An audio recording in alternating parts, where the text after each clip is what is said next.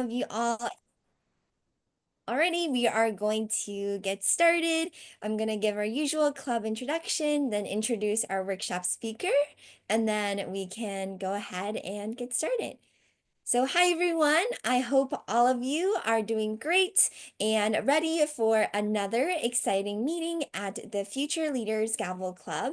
My name is Claire, and it is an honor to be your club president, and I would like to officially call this meeting to order. I would like to extend a warm welcome to all of our guests, and we sincerely hope you all will enjoy and learn from this experience. The Future Leaders Gavel Club is a Toastmasters club open to middle and high school students, in which members are empowered to develop communication and leadership skills, resulting in greater self-confidence and personal growth. During our usual meetings, we will usually have three parts: a prepared speech section, then a table topic section, and finally an evaluation section. But as all of you have probably seen in the agenda, today is a very special meeting because we will be having a workshop. And before we get started with the workshop, I would like to kindly remind everyone to please turn on your cameras and stay muted during the session. This will help Ms. Weng feel more connected to the group, and it will make the workshop more engaging and interactive for everyone. And during the Q&A portion after the workshop, when Ms. Wong opens the floor for questions, please raise your virtual hand if you would like to ask something, and be sure please to keep your camera on while speaking. This will allow for a more personal and meaningful exchange. And without further ado, I'm excited to introduce our workshop speaker. So Director Jude Weng is an award-winning Taiwanese-American director with a wide-ranging career in television and film. She has directed across multiple genres and platforms, earning recognition from major media outlets and industry peers. In 2019, Ms. Wong became the first Asian American woman ever to direct a half-hour broadcast network pilot created by Emmy Award winner Jessica Gao. Her debut feature, Finding OHANA, dropped on Netflix to critical and commercial success, remaining in Netflix's top 10 most viewed movies for. Between directing assignments, Ms. Wong is proud to be a directing instructor and mentor for the Warner Brothers Directing Workshop, the Paramount Directing Initiative, the Drama League in New York City, and the BBC Directing Program in Manchester, United Kingdom. So wow, that was a lot, and definitely I'm sure we're all very impressed and very excited to hear from our workshop speaker. So everyone, please help me welcome Miss Jude Weng. The stage is yours. Thank you. By the way, I don't know if anybody here knows American Sign Language, but this is applause. And I learned that when directing Only Murders in the Building, which is a show on Hulu now on ABC. And there's a character and some storylines there where there's a character who is deaf. And so through that show, I learned a lot of fun American Sign Language. So this is applause. Yay. Thank you for having me, you guys. It's so fun to see all of your faces. And wow, what a nice group of people. Thank you for that warm introduction. Nice to see you again, Caleb. I'm gonna just call it out. I'm seeing a lot of Asian American faces here, which is really, really cool. And I have to say, from a cultural standpoint, I feel that Asian American culture doesn't necessarily promote strong communication skills. So I'm so pleased to see so many of you here. And I hope that as a role model, as an Asian American role model, that this brings an additional level and layer of connection. Um, my my journey as a director, it's funny, I can just sit here and tell you, but I'm actually going to read something to you. But before I start, I actually want to invite all of you guys to do something. I would like to invite all of you to actually, in the chat, start messaging and texting your questions now. And the reason is because there tends to be a lot of overlap, there's a lot of repeat, and I'd like to see what people are interested in understanding or learning. I certainly have things that I will present and share with you that I think will be useful for you all as future leaders and future communicators. But if you want to start sending me any questions now, I'll keep that in the back of my head and I might conveniently just answer it along the way so that we don't always have to wait to the end. So I'd like to invite you to start doing that now if you can, okay? I'm just going to start glancing at them. But in the meantime, rather than tell you a little bit about my background, my directing mentor is a woman named Bethany Rooney, and she wrote this book. This is the third edition of Directors Tell the Story, Mastering the Craft of Television and Film Directing. It's by Bethany Rooney and Mary Lou Belli. And when I first started as a TV director, this book was considered the gold standard. Like if you wanted to learn how to direct TV, TV and features are two very different paths. And so this is considered the gold standard. And at the time when I first got this book, I read it from cover to cover. And then over time, Bethany Rooney became my mentor and my teacher, and now we're very, very dear friends. And so this is our third edition, and it's going to be available in public libraries as well. So you can just find it at your local public library.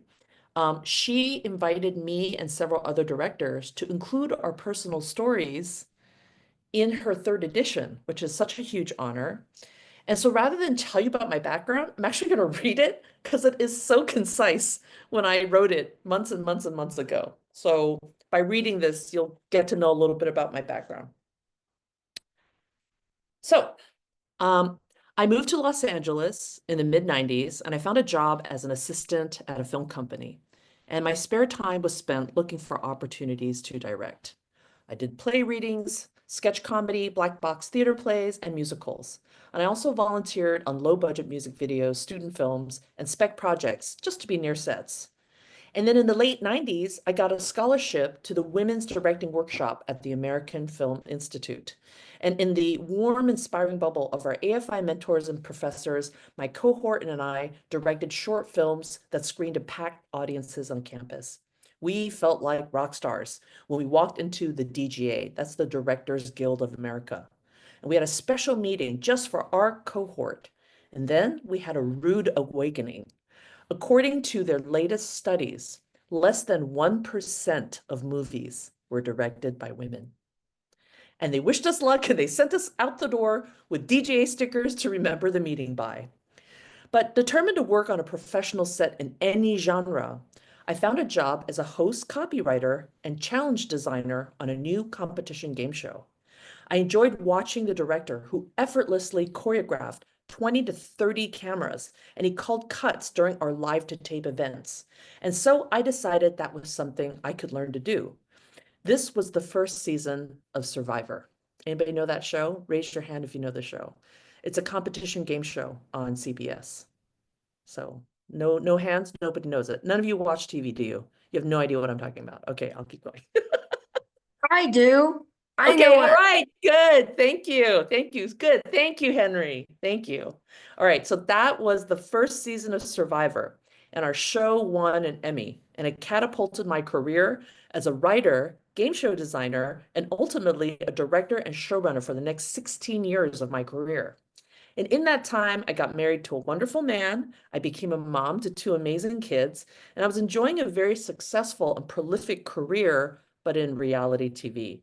And I never gave up the dream of becoming an episodic and feature director. So when I turned 40 years old, I gave myself a gift, the permission to try again. Surely the statistics have changed by now, almost 20 years later. So I wrote, I directed and shot a short film, and I applied to the ABC Disney directing program and the Warner Brother directing workshop, and I was accepted into both programs. And they opened a lot of doors, and I met lifelong mentors like Bethany Rooney, the author of this book, and I got a parade of all important general meetings. I drove all over town taking a ton of these generals that seemed to go so well in the room, but would just turn into dead ends. And 5 years later, those dead ends really wore on my confidence, on my career prospects, and it even hurt my marriage. I started to lose hope. Maybe the statistics hadn't improved enough. And just FYI, at the time, 9% of television was directed by women. 9%. So maybe, y'all, I was thinking, I wasn't meant to be a director after all. Maybe I was destined to be a different kind of storyteller. So I decided to give writing a try. And my feature became a finalist at Sundance, and my pilot got me into the inaugural year of the HBO Writing Fellowship, a competition so fierce the application site crashed due to popular demand. Apparently 20,000 people at once tried to apply. It got crazy. So the HBO Fellowship was exactly the glimmer of light I needed at a terribly dark point in my journey. And it was the validation I needed to remind me that I didn't just feel the spark of being a professional storyteller, others saw that spark too. And my HBO mentor was Kat McCaffrey, a trusted confidant I felt I could ask anything. And during one of our sessions, I asked her, you meet so many talented writers and directors and actors all the time. How do you decide who to hire? This is HBO, y'all. Maybe some of you are too young to watch it, but it's considered, premium cable. They have the best shows. So I asked her, who do you decide who you hire? And she said, oh, it's so easy, Jude. I hire people I want to continue a conversation with. I'm going to say that one more time. I hire people I want to continue a conversation with. That's a really important thing I want you to all remember, but I'm going to keep reading this. So her answer made me reflect on the many interviews I'd taken while trying to break into episodic directing. Had I been talking about myself in a way that made people want to continue a conversation with me? And upon deeper reflection, I realized that although I've always had an easy time talking to people and asking them questions, I was actually uneasy talking about myself. Maybe it was because I felt a lot of shame about my past. I came to America as an illegal immigrant. I grew up in a working class, poor family, and I came from a broken family. My parents were divorced. My family abandoned our family when I was 5 years old. So that's very unusual too, I think, for an Asian American family, right? To have no mom around and raised by a single dad. So I felt shame about my past, and I didn't know how to talk about my past in a way that was interesting. So, I had this dysfunctional childhood filled with physical and emotional abuse and parental abandonment. Yuck.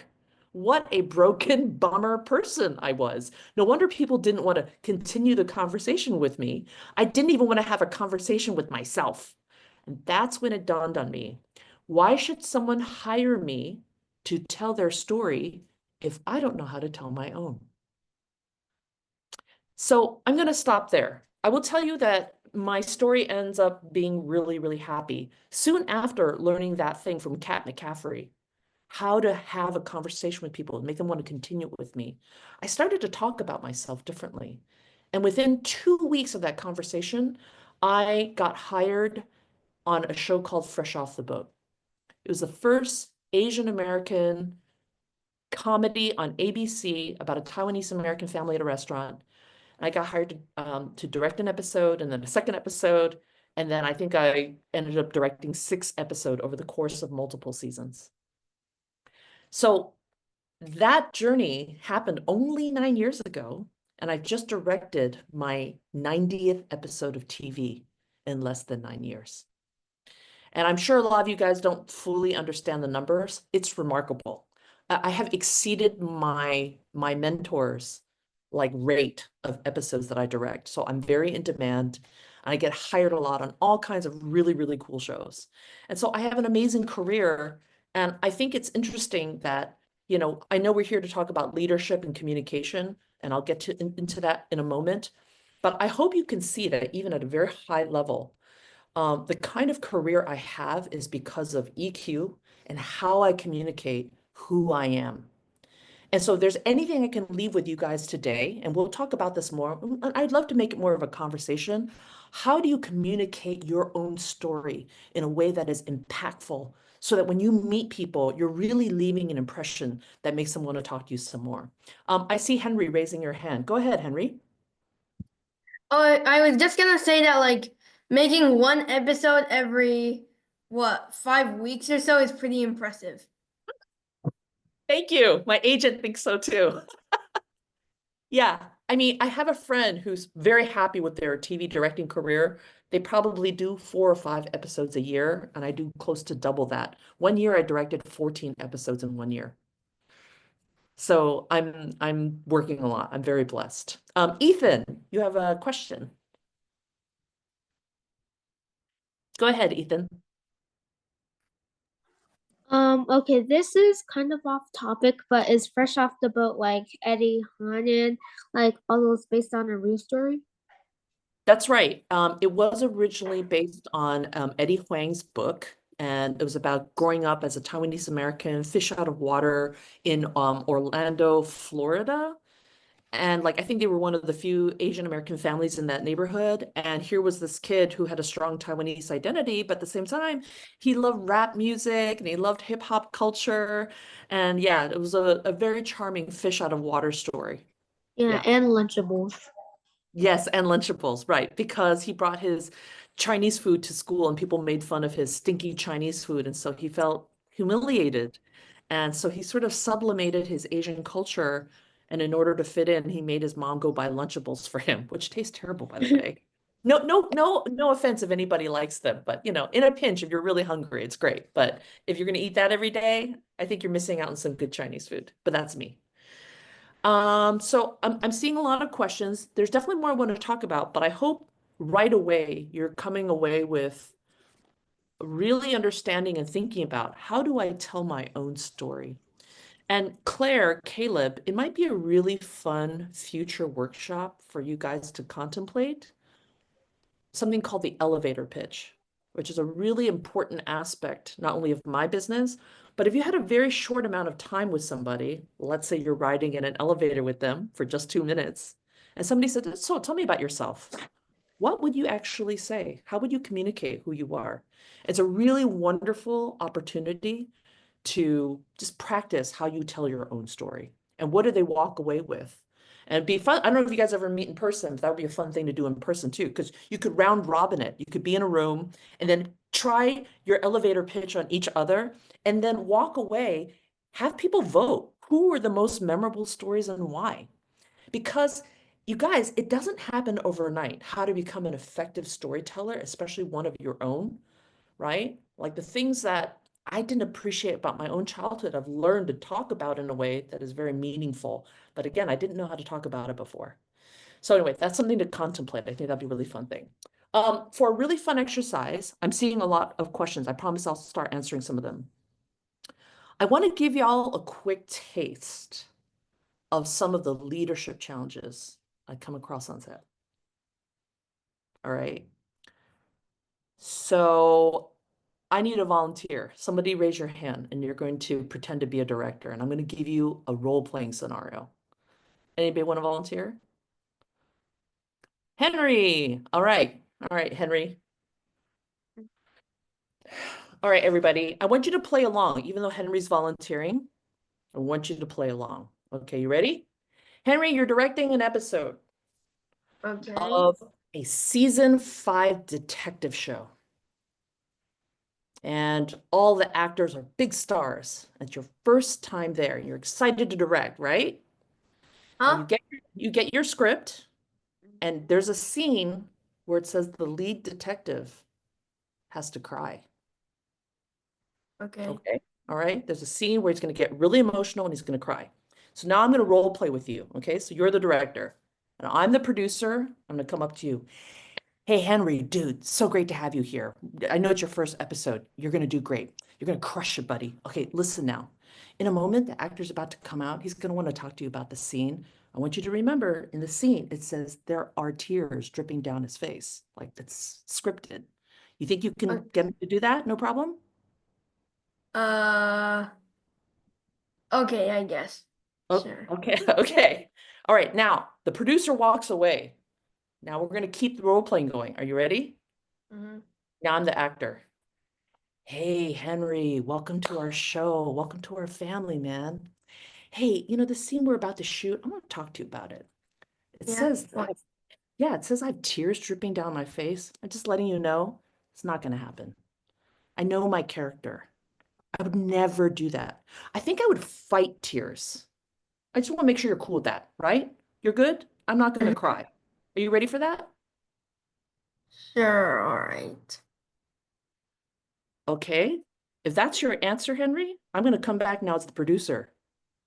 Henry, what the F, dude? I just heard you talk to the actor and say he can't cry. Did you not hear me the first time I talked to you? Didn't I talk to you first? Didn't I treat you with respect and show you that in the script it says we need tears dripping down his face? You said yes. Are you lying to me? This is intense, isn't it, Henry? Okay, thank you, Henry. Thank you for volunteering. I don't know how the rest of you felt, but that is what it's like being a director. Everybody has their own agenda, and a lot of times, all those agendas are opposing agendas, and yet you are the person in charge of managing everybody's expectations. And so in our program, I talked about what it means to lead from the middle. I want to unpack that a little bit more with you guys. I think some people perceive that being a leader means you're out front, you're in front of the battlefield, and you're in charge, and you're the big man on campus. I really disagree with that. In my opinion, what's been very effective for me, and obviously successful because I get hired back again and again on the same shows, I really pull back and I'm in the middle, and I will race to the front if that's what's needed of me. But I will also step way, way, way, way back if that's what's needed of me. I'm much more interested in getting an effective outcome every single day on set. So it requires me to be a very flexible and agile leader, one where you're truly listening to everybody, understanding all of their needs, managing a lot of big personalities, and finding a middle road and a compromise. I don't pretend to always have the answers, but what I am always 100% authentic with is I'm a really good listener. And I will say that's my strength as a leader and as a communicator, is that I'm an excellent leader who can crystallize what I'm hearing from people and coming up with actionable plans that allow us to move through our day.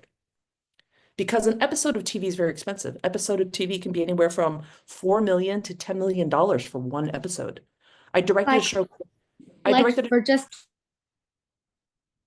I directed a show called Twisted Metal, and it had a lot of vehicular combat and a lot of action set pieces and big fight sequences, special effects, visual effects.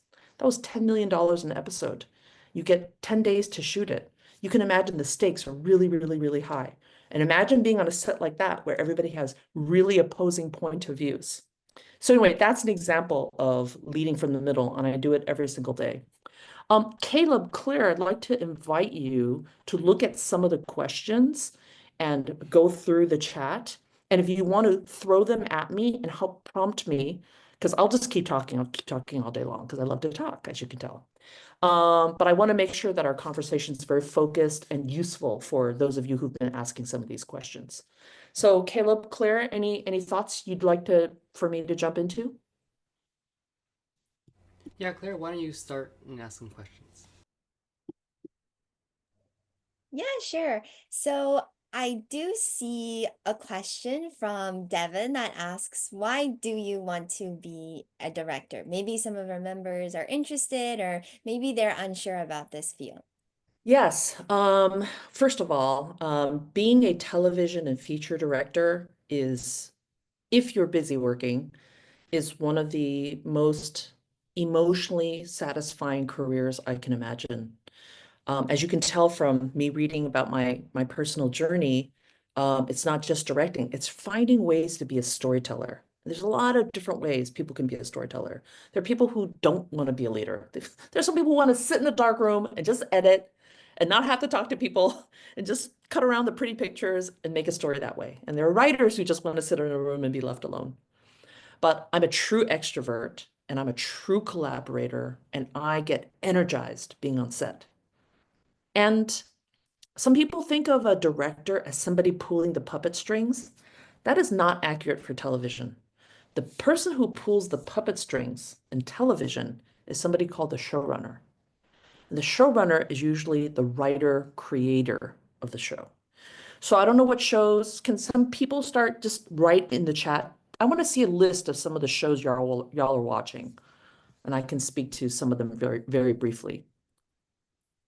Do like sitcoms count? Absolutely. Anything on TV counts. Okay, Scorpion. Okay. Animated shows too, sure. Anybody here watch Rick and Morty? If you watch Rick and Morty, Summer I Turned Pretty, okay, I directed that. Young Sheldon, I've directed that. The Walking Dead have not directed that, but I know the showrunners. Squid Game counts. Yes, all of these are TV shows. Numbers, Win or Lose. BBC Earth, I think that's a doc series. So doc series also has directors, but I specifically work in scripted. Dr. House, fresh off the boat. Whoop, whoop. Thanks, William. The Floor. The Floor, isn't that a reality show? That's a non-scripted show, right? Contestants, they don't script the dialogue. Anyway, so there's different genres of TV, but I primarily work in scripted television. But I've worked in a bunch of these that you guys have mentioned. So the showrunner is king. So for example, Young Sheldon is created by Chuck Lorre. He's the showrunner. He's the one who sits in a room, manages a giant group of writers. They figure out the episodes, they break it down. He assigns different episodes to different writers. And then the director comes later. So when I show up, like if they book me as a director, I don't even know what episode I'm going to get. I show up for the week that I'm slotted, and then they slap a script in my hand and off I go. But I'm always turning to the showrunner, the writer creator, and checking in with what's called tone meetings. So I directed a show recently called Matlock. And it's sort of a charming detective lawyer show procedural on CBS. And the showrunner there has a very specific cadence to the dialogue that she wants even her actors to speak in.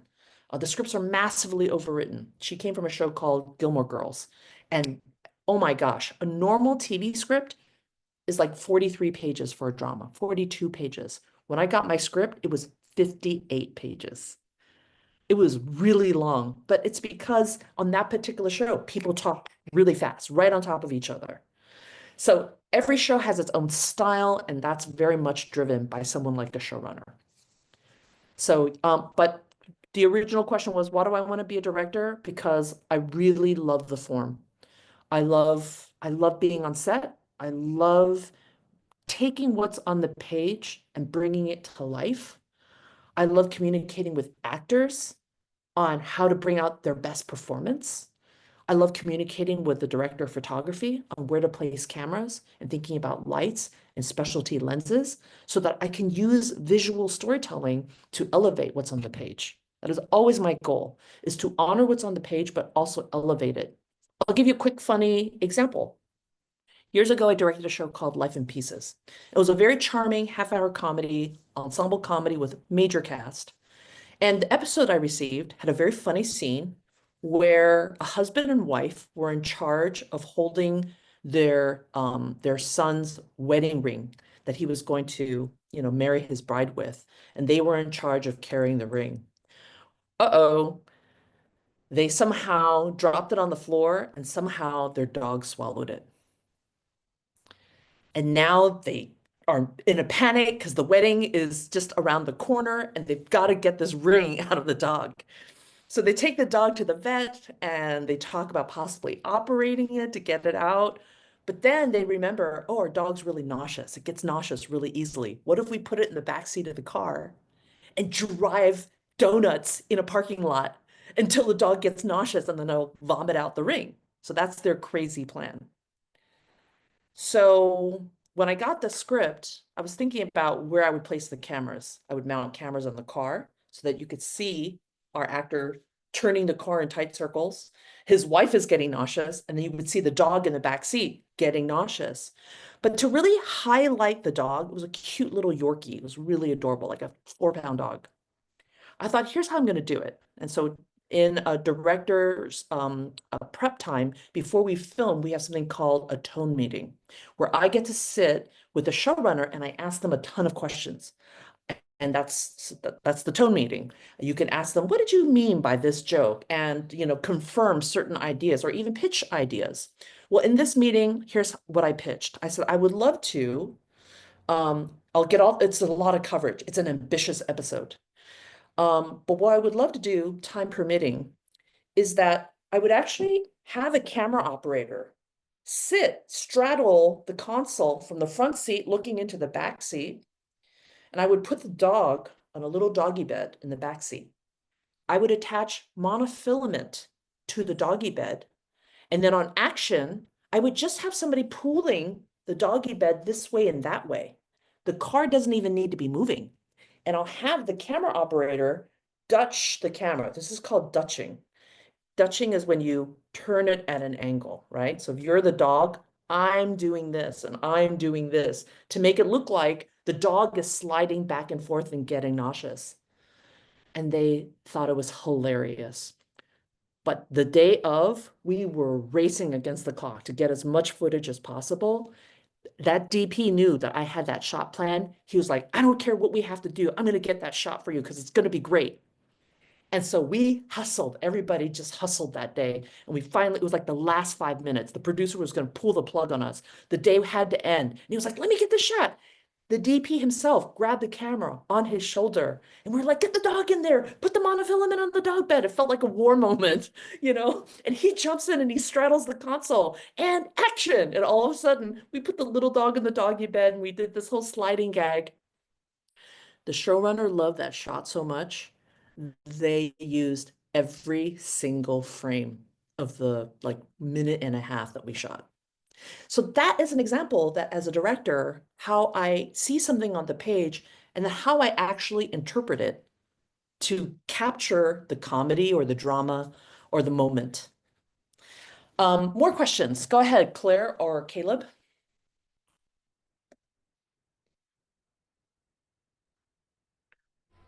I want to mention, I saw an interesting question in the chat. How do you have people listen to you?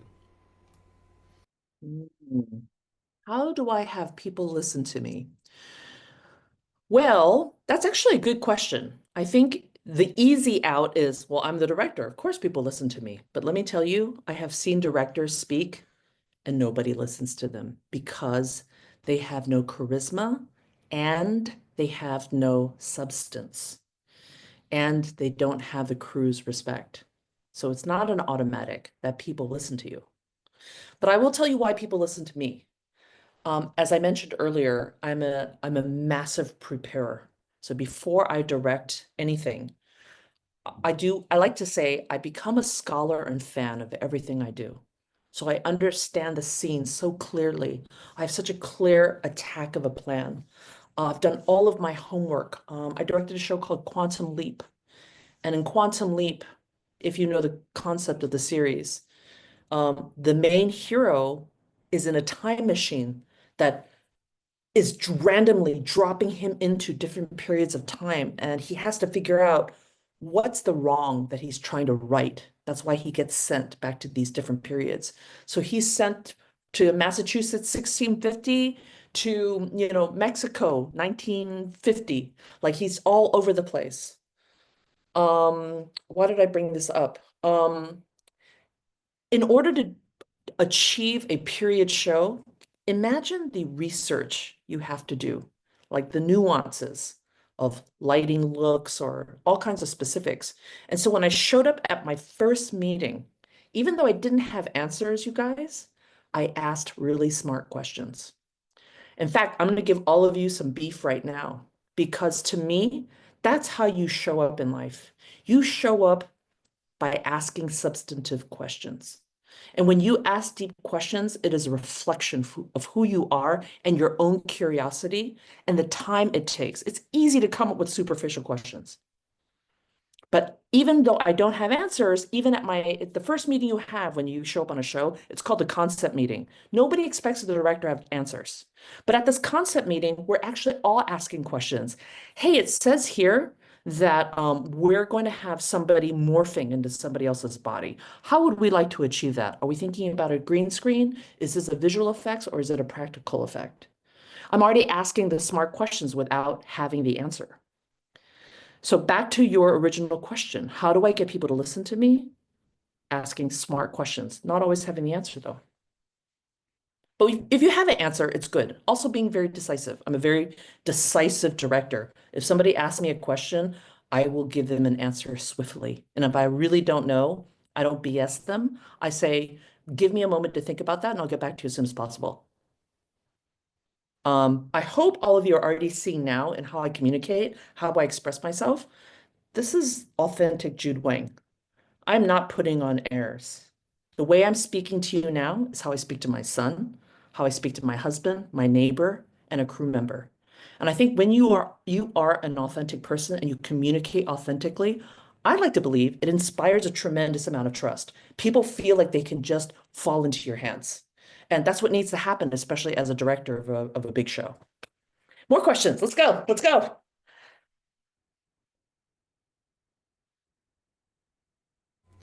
Okay, I'm gonna go over William's question here right now. William asked if your career in media or film has served as a path to advocate for your community. As I mentioned earlier, when I show up to a show that has already booked me, I am not in charge of the episode that I get, right? So whatever the episode is, I feel like I'm responsible and an advocate for whoever those characters are. And I treat all of them with equal love and care. What I think I do bring to when I'm directing something that actually has Asian American characters, what I can bring is more authenticity. So I'll give you an example. I was directing something where the guest star was an Asian American woman.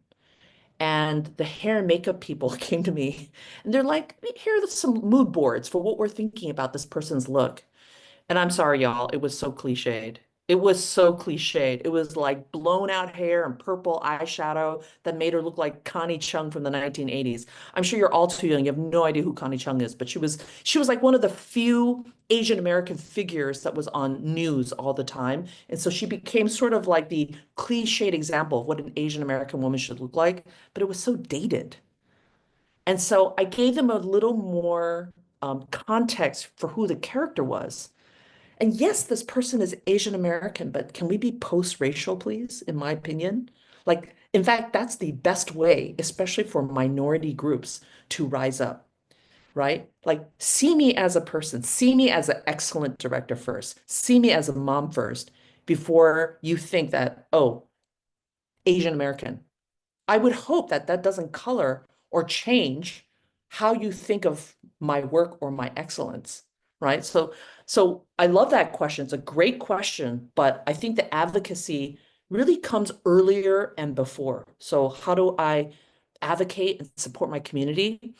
As an Asian American, like, I actually really love to teach. I teach all the time, I mentor all the time, and I mentor everybody and anybody, every color of the rainbow. But in particular, I find that when I do get Asian American mentees, a lot of them have very similar problems, which is, I'm just going to say it. I'm not saying I'm describing any of you guys. Asian Americans come across as passive, without enough initiative, and without strong communication skills, right? They're kind of quiet, they're shy. I believe in Chinese, there's even an expression which is the tallest sunflower gets cut first. Well, what does that mean? It's like, it's a thing of like, oh, don't be loud, don't put yourself out there. I am clearly the opposite of that. I'm loud, I put myself out there, I let you know what I think, I communicate very clearly and loudly, and I'm not shy at all. Like, I'm kind of the opposite of what you imagine a dutiful Asian American woman looks like. But I think that's part of all of our responsibilities is to shatter those cliches and some of those archetypes. And that's up to you guys. So in this very moment, I would hope that how I'm helping my community by looking at so many, Asian American faces and minority faces here, no one's giving you permission in life to step up or speak up. And I hope all of you are willing to do that. That's why you're part of this Gavel Club and Junior Toastmasters, right? You're learning how to express yourself in a meaningful way that will create impact. All right, next question. Okay, I'll ask one more question and I'll have Claire do some more. This one is from Ethan. How do you effectively collaborate with someone who does not share your interest or college degree path? And Whoa. for context, Ethan is going to be going to Stanford this coming fall. Repeat that question one more time.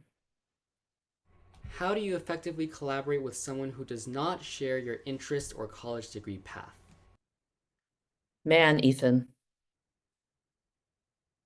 I hope for you, you asked that question because what you're really saying is, I want to make sure I don't get trapped in my own bubble. And I think more than anything in life, what you see first in people is their humanity and your shared life experience. You're all human. And your college path and where you're going to go to college has nothing to do with the quality of the person. In fact, that is the greatest fallacy. And by the way, my husband went to UPenn. So he went to an Ivy League school. And my son has been accepted to UPenn. And he's going to an Ivy League school. But they're the first two people to tell you that the degree is irrelevant. The quality of a person, the integrity of a person. Because I'm an old lady, y'all. I'm in my mid-50s. I've seen a lot of life and I've met a lot of people. I've met plenty of people that are not dynamic and went to an Ivy League and are not that successful. And I know plenty of people who went to a top 50 college and are some of the most dynamic, successful people ever.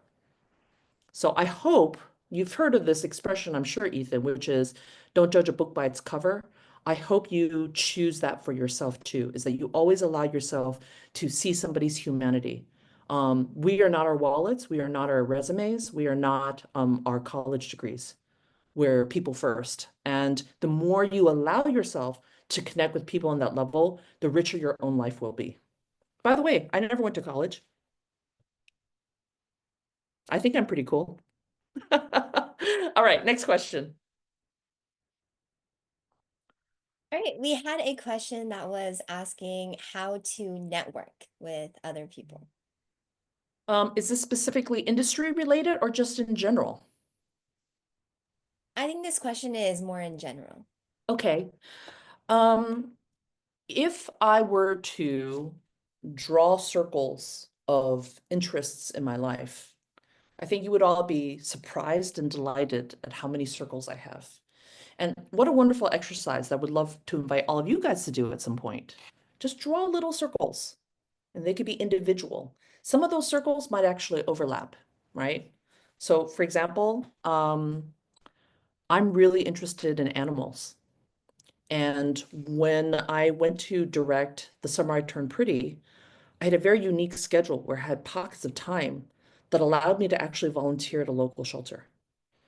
So I hung out at the local shelter, I picked up dog poop, I walked dogs, I pet dogs, I cleaned cat litter, I hung out with kitties, I talked to people to encourage them to adopt the animals, and that's how I spend some of my time. So that's one of my interests. In addition to television directing, I've always been interested in true crime. So I'm currently studying for my California private investigator license. Because why not? I want to learn and I'm very interested and I'm interested in the law and I can pick up a book from the library and go learn about that. So that's another area of interest that has nothing to do with my television career. When the pandemic hit during COVID, a lot of people started to bake, so did I. And now I'm a sourdough baker. And now I teach other people how to make sourdough. I also just teach a lot. I teach directing all the time. I mentor all the time. So anyway, back to the original question. Networking and how and whom do I network with? I look at all of my areas of interest and I network in every one of those groups because those are my areas of interest. And so, and also, I feel like leaders tend to bring people together. Leaders host things. I'm always encouraging my son. I'm like, oh, you want to host a post-prom party? Heck yeah, let's do it. So past Saturday, my son had his prom. We had 120 kids at our house after the prom. It got a little crazy. The cops came. It was fun. Anyway, but my point is, I feel like leaders tend to find opportunities to host and bring people together. I'm very interested in the future forward movement of microdramas and vertical storytelling. So I'm hosting a little vertical salon with a variety of filmmakers at my house on Friday. So I'm always hosting something. I'm always bringing people together. And I don't wait for other people to invite me. I initiate stuff. I put stuff out there. So I hope you're also those kinds of people that you'll do that for yourself if you're interested in something. I have a writers group. I wanted to, even though I'm very busy directing, I thought, I haven't directed a movie in a while. I want to write more. And so I reached out to a bunch of friends via email and I was like, hey, who wants to be in a writers group with me? And now I meet with a group of people every Sunday and we read each other's work. So I hope all of you take initiative and find your own ways to bring your interests together. So I think that's how you network. Yeah, thank you so much for your response. That was amazing. We have another question asking, what have you learned from film storytelling that can make someone a more powerful public speaker? Ooh. I'm going to teach you guys a phrase that I teach my directors. No word salads allowed. Anybody want to try and guess what's a word salad? You could put it in the chat box. What's a word salad? What do you think that means to you? Like maybe just a bunch of random words, I guess. Well, Fancy words. sure, yeah. Imagine, pretend you're all actors and I'm the director and I come up to you and I say something like this. Yeah, in this next scene, for this next take, could you try it like a little more aggressive, but not too aggressive? Well, what the F does that mean? Sorry, Caleb. I'm normally much saltier. I'm trying my best to keep my language really clean. What? I just gave you a contradicting direction. And by the way, I would keep talking. Like, yeah, not too, like a little aggressive, but not too aggressive. Do you know what I'm saying? Actors want to please directors, so they're already shaking their heads, even though in truth, they have no idea what you're really saying. So how can filmmaking and like being around on a set, whether you're in front of or behind the camera, help you be a more powerful speaker? I don't know how you all grade me right now, but I know that has made me become very strong communicator. I've no word salads. I less is more. For example, this is literally a direction I gave somebody a couple weeks ago. They were doing a scene, they were doing a great job. I walked up and I said, thank you so much for that take. I really enjoyed that. For this next take, I'd like to try a new color, which is you're a student. And I walked away. I let them interpret, what does it mean to be an A student? Oh, I'm going to be overeager. I'm going to be demanding and looking for attention. I'm going to sit in the front row. I didn't need to tell them all of that prescriptive direction. I gave them a concept. Or in my line of business, we say action verbs. Give somebody strong action verbs. And that gives the actor really something that they can perform. I hate performative notes, or what are also called, is it called performative? Like for example, be more happy. What does that mean? Like it's so vague actually, because how you interpret happy and how I interpret happy is very different. Now I'm going to give you examples of really good action verbs, okay? So let's say in this next scene, I want you to try and flirt with her. That's an action verb. To you, however you interpret flirting, right? So those are action verbs. I try to use those as much as possible. And I think, yeah, in general, I think we have to become really clear communicators. Doesn't mean a lot of directors are good at it or they do it, but that's what I always strive to do when I'm on set. Next question. Yes, thank you so much. So another question is asking, mostly on the public speaking side of things, how do you be authentic and appeal to the audience? Well, there's how I am with an audience, right? Like, for example, I had a screening of my movie, Finding Ohana, at what's it called? What's that building called? The Academy Building in Hollywood.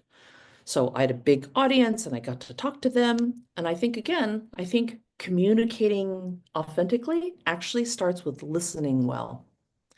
When you are a really good listener, you're not just hearing the question, you're hearing the question behind the question. And I think that's the art of being a good listener, which then allows me to be a good communicator. As mentioned to you guys earlier, I do a lot of mentoring. And just last week, I met a young woman that somebody introduced me to. And it was our first time Zooming. I had her answer questions in advance before we met. And then I asked her, why do you want to be a director? And as she started to communicate her answer, she never answered why she wanted to be a director. She talked about what other people thought she couldn't do. And she spent 5 minutes passionately telling me about all these people who told her all these things that she couldn't do. And I paused her, I stopped her, and I was like, I want you to reflect on what you just said. And you never answered my question. And can you tell me why? And then she started to cry because I exposed a raw nerve. Her answer, because I was listening carefully, was no answer. What she was really telling me was her own insecurities, her lack of confidence, her lack of not believing in herself, which is why she wanted to be a director, and yet she could never really articulate that clearly. And so it was a very emotional, raw nerve. And so in this simple little exchange with this young woman, afterwards, she was so grateful. She said, you saw me. You really saw me. If I were to be very blunt about it, she was a poor communicator, actually. But I happened to be a good listener who was really paying close attention to not just what she was saying, but I was also observing her body language, right? There's a book that I really recommend to all of you. I hope you can find it at your local library. It's called What Everybody is Saying. It's by Joe Navarro, who's a lovely former FBI agent who specialized in nonverbal observation, and he caught spies like that. That's how he caught spies. Worked in counterintelligence in the FBI.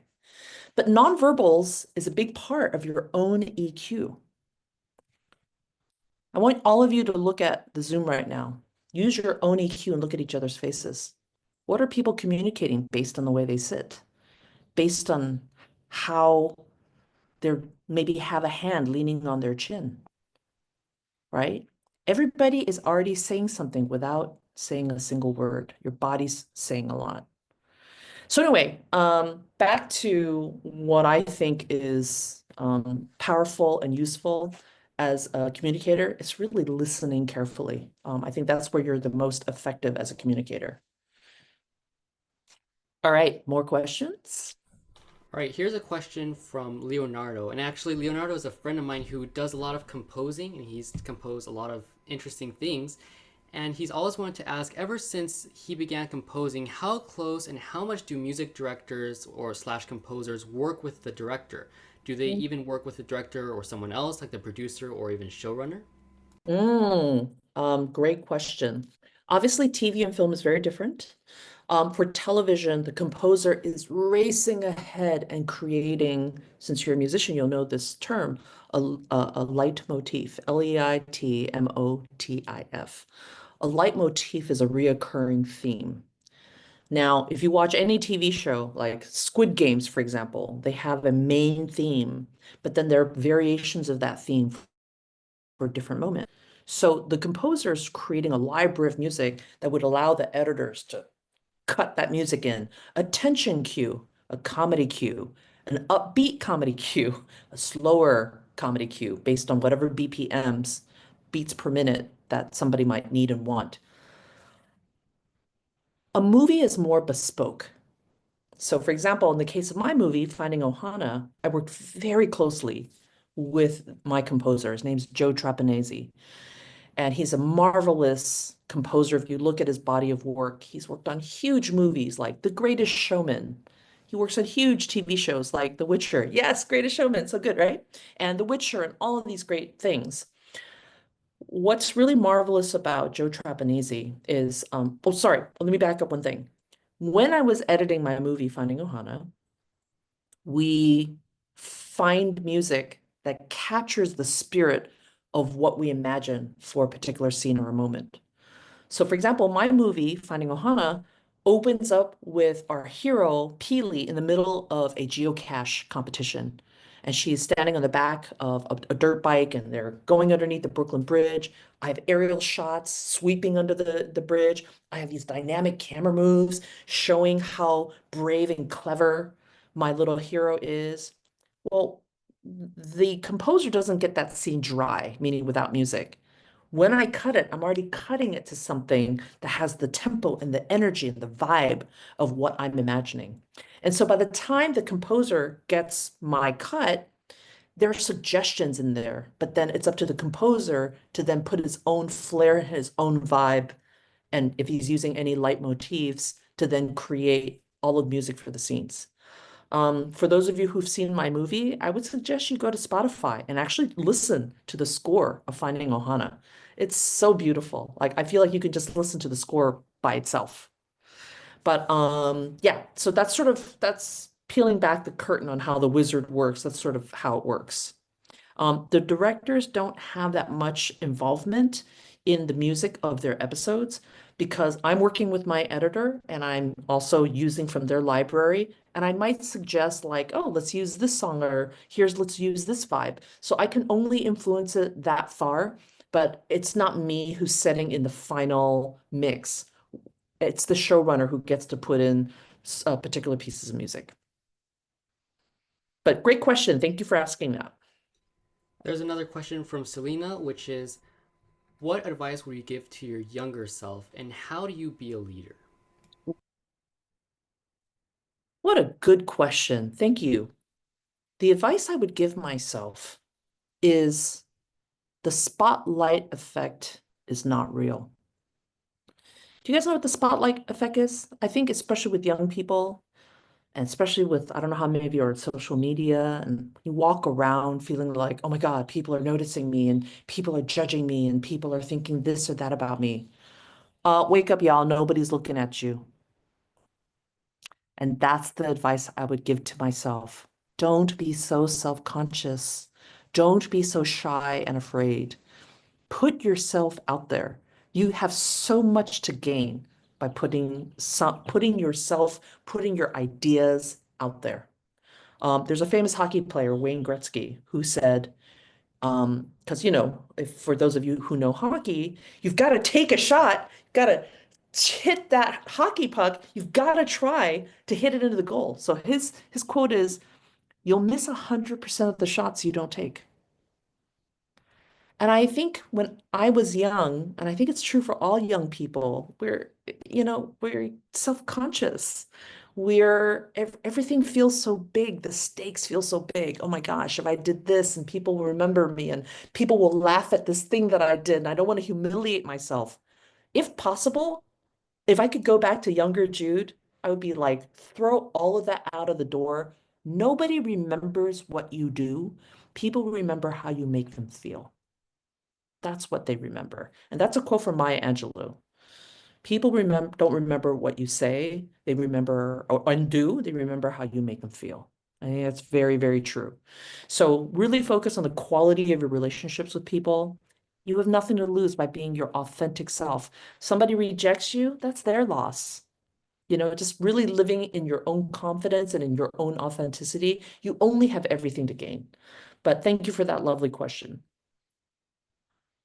Okay, it is getting to 7 p.m., and I know it's getting late for some of you who are in other states, but Miss Wang has let me know that she is willing to stay and answer any additional questions that may have come up. So if you posted a question in the chat that still hasn't gotten answered, if you could please post that again so you can see that. And if you have any final questions for Miss Wang, we would really appreciate that.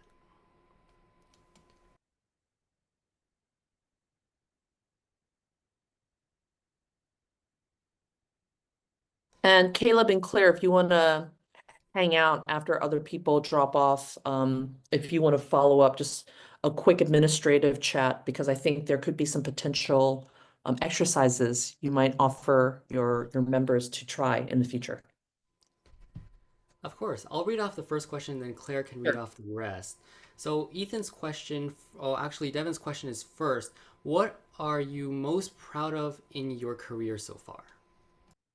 I am most proud of being the kind of director that people ask back to their shows.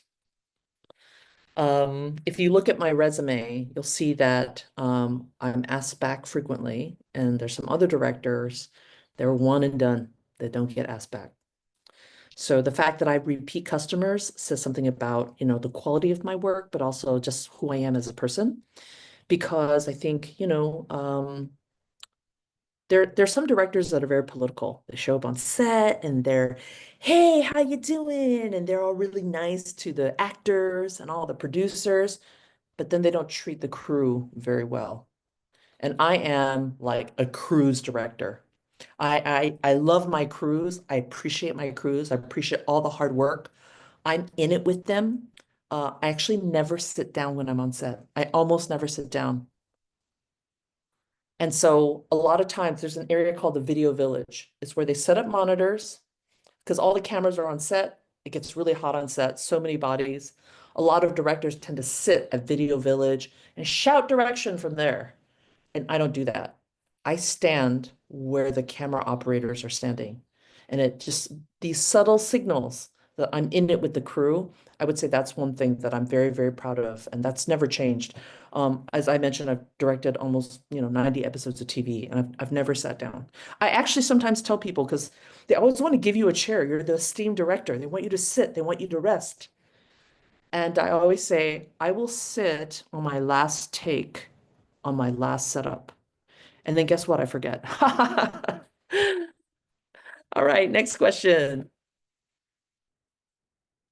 All right, we have a funny question from Ethan.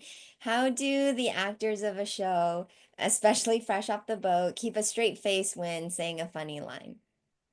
Nice question, Ethan. It is so hard to keep a straight face when there's a funny line. And by the way, that's another joy of being on set, right? Like you see all the behind the scenes. I worked on a show called The Good Place. And on The Good Place, it's an amazing cast. And the actors love to try to crack each other up when they weren't on camera, which of course drives the person on camera crazy because they're trying to keep a straight face.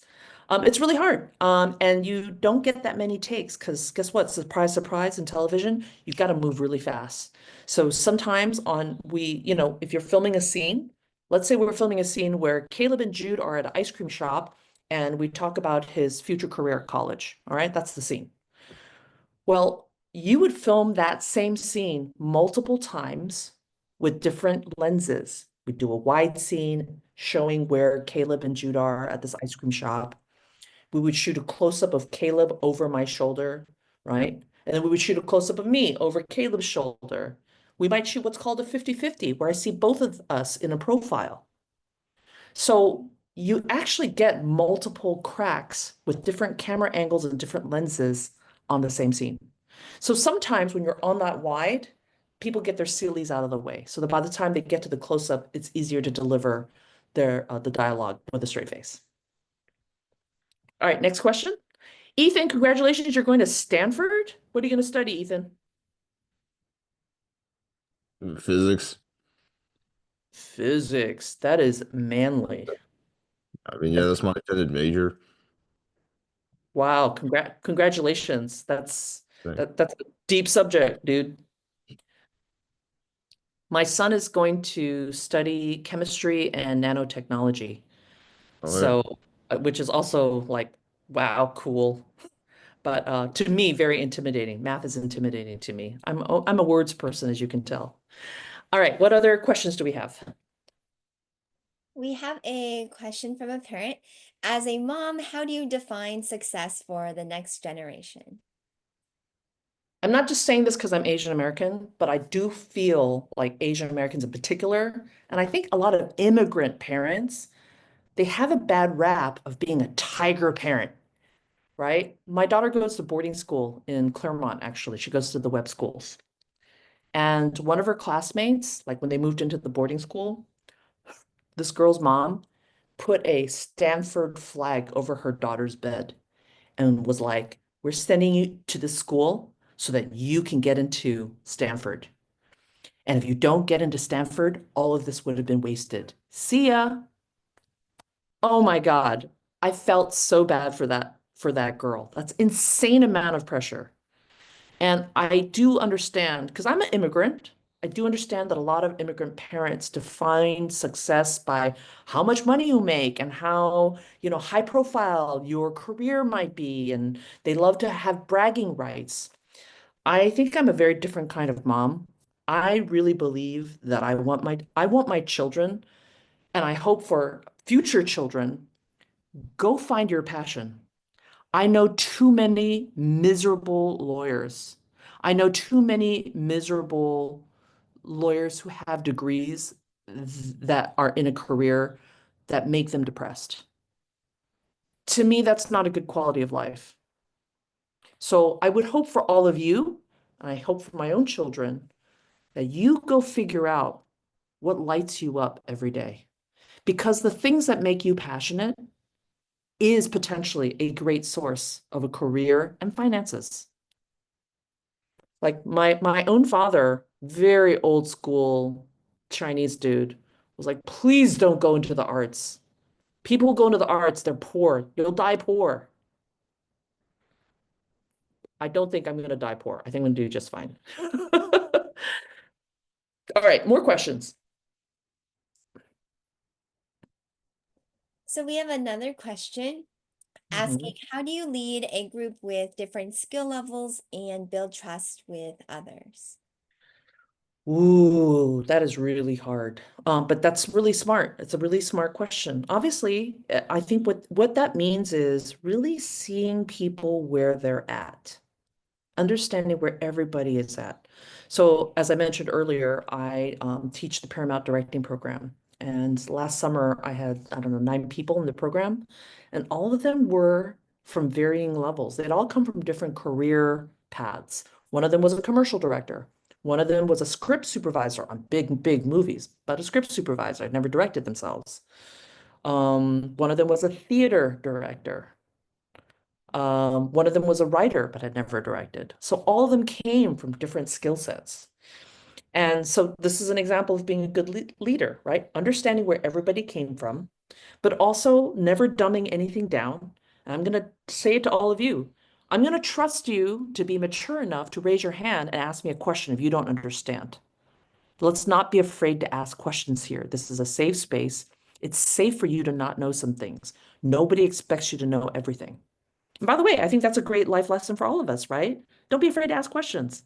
I think some people are afraid to ask questions because they're afraid to come across as dumb. I would rather hear a question. There's no dumb question. There really isn't.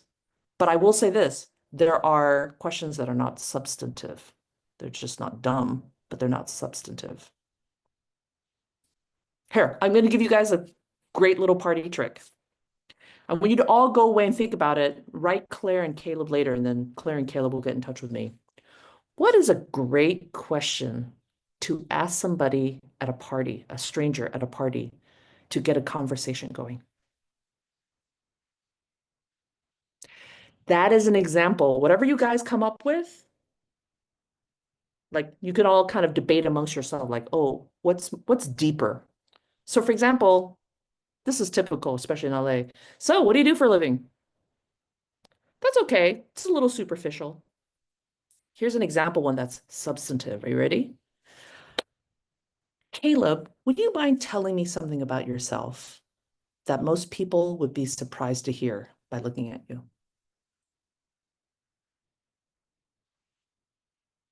Now we're getting deep and fun and interesting.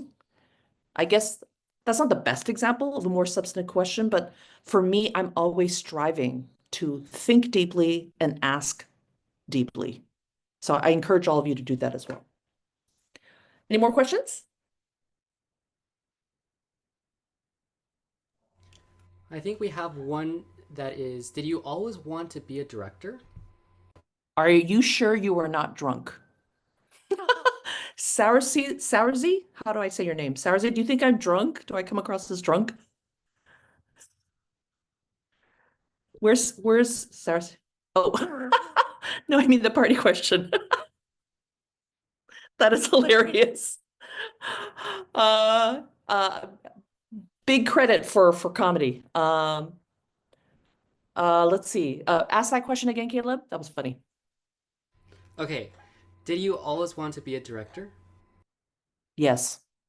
I just didn't know that that's what it was called. So I directed my first play in second grade. But I will tell you before that, because, I mentioned, you heard my backstory. I came from a really poor working class family, and my family had a little diner.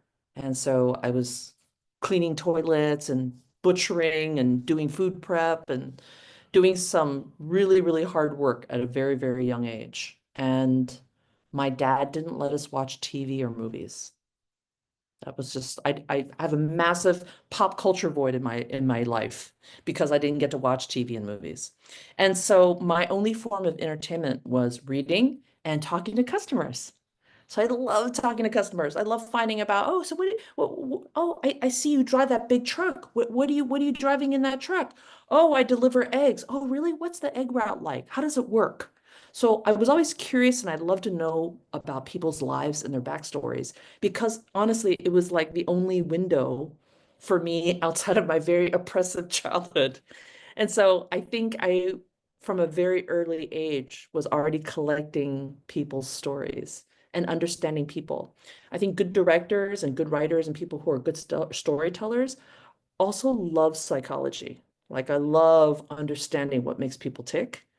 And so I would say that's a big part of why I think I've always known that I wanted to be a director, because this one job encompasses all of those things. Hey, Amy, good job. Directed your first play in third grade. I hope you keep going.